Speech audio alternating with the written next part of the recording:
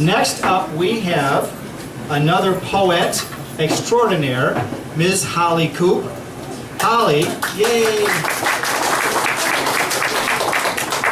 Holly's been writing for years. She writes poetry, inspirational quotes, and is trying her hand at mystery.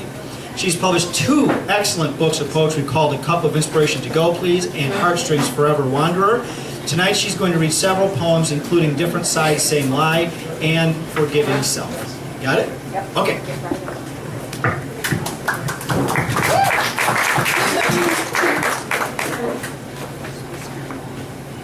Okay, if you want to just do one now.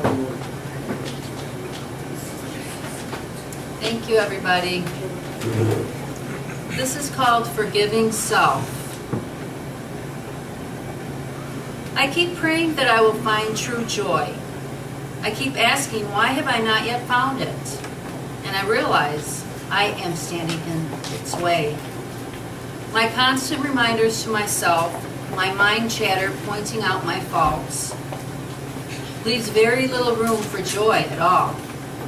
Why do I hold myself to such standards? And who set them? Were they set by society? By you? Or by my own misguided thoughts askew? Isn't that the reason for your life? Isn't that the reason for your sacrifice? Because aren't we all here to make the mistakes? To learn, to change? I am no better, no worse. I am merely the same. My moral compass may be off at times, but I am never walking above or below any other living soul.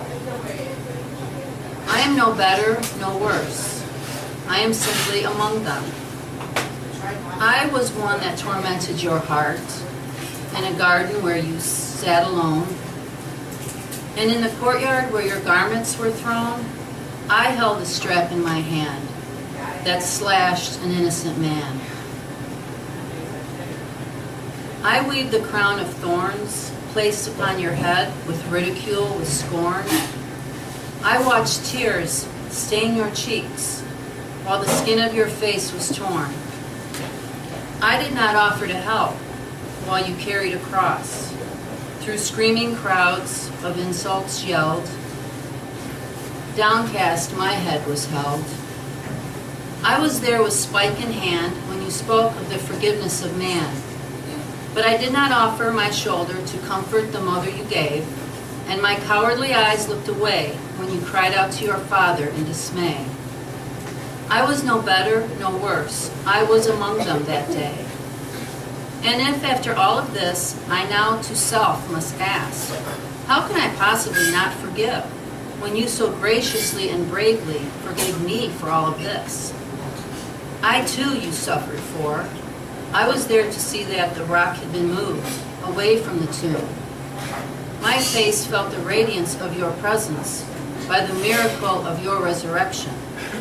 I was only one of many, of all colors, of those in want, of those with plenty. I was a blind man, a woman stoned, a girl left holding your garment, healed from her blood flow. I saw the reflection as you walked by in the glistening of a tear-filled eye of a young orphan boy, when you offered to all your peace, your love, your joy. I was no better, I was no worse, but I was surely among them.